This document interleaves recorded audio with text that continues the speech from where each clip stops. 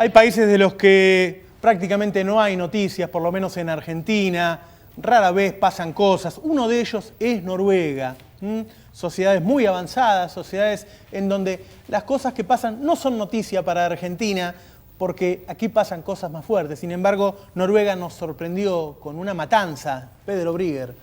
Tal cual, es uno de esos países, como vos decís, Roberto, que se suele decir no pasa nada, Sí. hasta que pasa.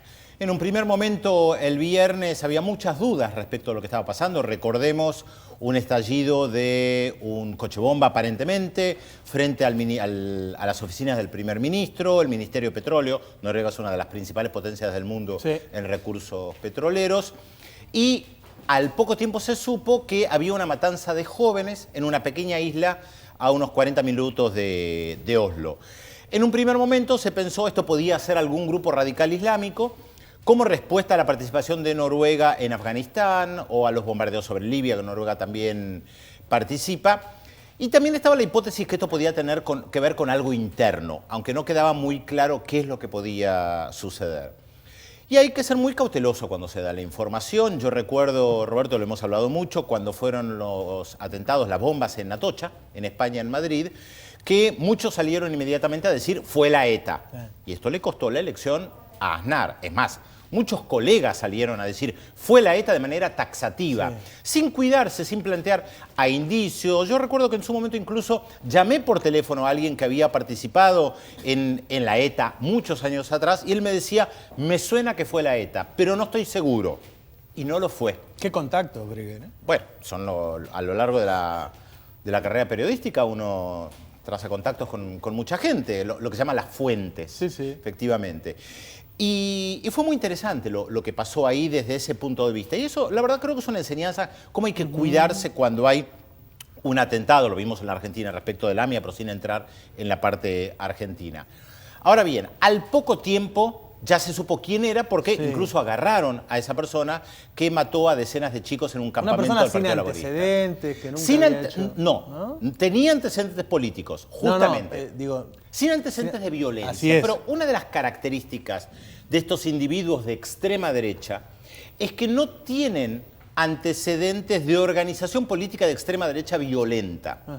Los grupos radicales de extrema derecha violenta que existieron en otra época, años anterior, han cambiado un poco el discurso, son más cautelosos y no suelen realizar atentados, esto no implica que no lo hagan, en Europa o en Estados Unidos, tiene más características personales. Recordemos 1995, Oklahoma, un señor, una persona de extrema derecha que pone una bomba y mata a mucha gente, justamente una persona que tenía un odio profundo hacia los musulmanes, hacia la izquierda, hacia los demócratas. Y acá se da un trazo similar. Cuando se comienza a rastrear en la personalidad de este joven de 32 años, que fue el que disparó contra los jóvenes en el campamento del Partido Laborista, entonces se encuentran varias cosas. En primer lugar, que él perteneció a las filas del Partido del Progreso, que es el segundo partido más importante en Noruega, gobierna el Partido Laborista de izquierda, centro-izquierda, no importa ahora la definición que utilicemos, y el Partido del Progreso es un partido de derecha. Muy influenciado por dos cuestiones. Una, el tema migratorio en Europa. ¿Cuántas veces hemos hablado de esto? El fenómeno, y acá vemos las imágenes del fondo. Un muchacho rubio, de ojos celestes, de tez blanca. Una inmigración descontrolada. Inmigración descontrolada, dicen ellos, justamente principalmente de musulmanes. Ahora, Noruega, Dinamarca, Suecia, los países escandinavos, no son los países que tienen la mayor cantidad de marroquíes, argelinos, pakistaníes o lo que fuere. Si bien hay un pequeño grupo de pakistaníes... Andalo, exactamente. Ahora, ellos sueñan con una Noruega, con una Londres, con una Ámsterdam, con una París, con una Berlín, que no existe más. Y tiene que ver con el debate que hay en Europa respecto al multiculturalismo. ¿Hasta qué punto incorporamos a los otros, el otro, y cómo lo incorporamos? Y el segundo elemento importante, que más allá de esto del odio hacia el otro, negro, musulmán, árabe, está la influencia de algunas redes sociales, y especialmente Internet. Hay en Estados Unidos muchas redes de Internet muy antiislámicas y antiárabes que tienen influencia en el poder político y que tienen influencia internacional. Tienen un discurso extremadamente radical que ellos van a decir no tiene ninguna vinculación con el noruego este, De hecho, lo salen a decir porque el New York Times los acusa de vinculación. Este muchacho se inspira en muchas de estas redes.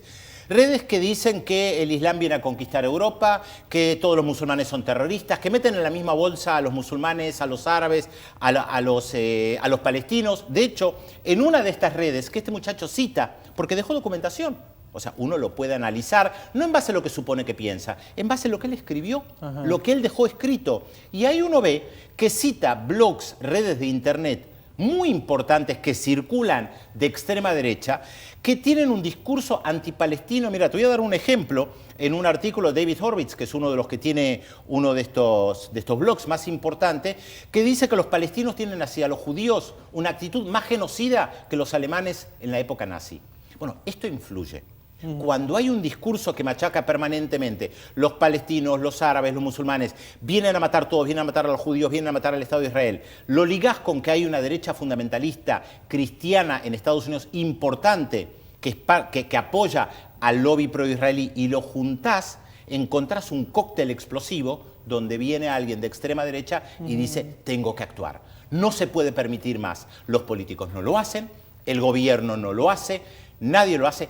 Hay que actuar, hay que enseñarle al mundo que hay que luchar en contra de los musulmanes, que hay que expulsarlos de nuestro territorio y que hay una conjunción de Partido Laborista, marxistas, musulmanes, que lo que quieren es esta palabra que mencionábamos antes, el multiculturalismo, donde vivan juntos, en el caso de Noruega, de Oslo o de Ámsterdam o de Berlín, turcos, alemanes, gitanos, judíos o lo que fuere. Esto es lo que aparentemente pasó en Noruega. Digo, en base a la información que tenemos pocos días después, en base al video que él dejó, en base a los documentos que él dejó. Por supuesto, Oslo, la capital de Noruega, donde se entrega el Premio Nobel de la Paz, está sacudida. El primer ministro dijo, esto es una tragedia, la más importante que ha vivido Noruega en las últimas décadas. No se sabe todavía el número exacto de jóvenes que fueron asesinados. Primero se hablaba de 90, ahora se habla de 70. Los números son inciertos porque además estaba en una isla y mató a muchos chicos que estaban en el agua. Enseñanzas y pensamiento respecto de esto. La extrema derecha en Europa es importante.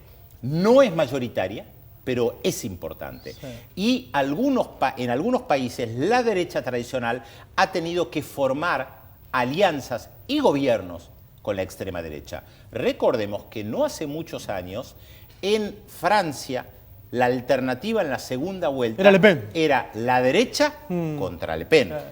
Donde en ahí ese se momento, asustaron los franceses. Ahí se asustaron, sí. 80% votó en contra de Le Pen. Me quedé pensando mucho en el tema de las redes sociales, porque yo siguiendo Facebook, siguiendo Twitter, lo que leo, y no solo de gente de derecha, sino también de gente que piensa parecido a mí, es una carga de bronca muy fuerte en los discursos, ¿no? Y digo, si eso se organiza, como decís vos que está organizado en países como Noruega, claro, puede derivar en algo. Lo que pasa es que no queda claro si él actuó solo u organizado. Él en un momento dijo que a mí me actuó cuesta solo. Pensar que una persona sola siempre desconfío. No lo creas. En Estados Unidos ya hubo casos, acordate del llamado Una Bomber, que mandaba con sobres y bombas a título individual. Son personas que se ven influenciadas por este pensamiento. Yo no voy a entrar en las características personales, no soy psicólogo ni conozco suficiente el caso como para poder opinar, pero me parece que el pensamiento de derecha pega en algunos lugares donde justamente la derecha organizada no actúa. Claro. Cosa que sí hay en otros países. En Holanda, en Francia, en Bélgica, la separación de Bélgica. Recordemos que en Bélgica hace más de un año no hay gobierno. Sí. Tiene que ver con esto, con un racismo respecto del otro, porque esto comienza en la diferenciación del otro, en menospreciar al otro, claro. Sea chino, japonés, negro, blanco, gitano, judío, es casi la historia de la humanidad. Sí, con los judíos, ¿no? Primero los demonizaron. Claro, por eso mismo, digo, es casi la historia de la humanidad, y vos fijate cuánto se da esto en Europa. Vos fíjate que frente a la crisis de Libia, nosotros escuchamos muchísimo de los inmigrantes libios, los refugiados en Italia, y que después quieren cruzar a Francia, les cierran la frontera, cuando la mayoría de los refugiados libios están en Túnez y en Egipto, y los reciben. No estamos tan mal si pasan esas cosas en Noruega. En un minuto vamos a estar con Enrique Zuleta Puseiro, con Ricardo Rubier, para hablar de lo que pasó ayer en Santa Fe y de lo que va a pasar el domingo que viene en la ciudad de Buenos Aires. Ya volvemos.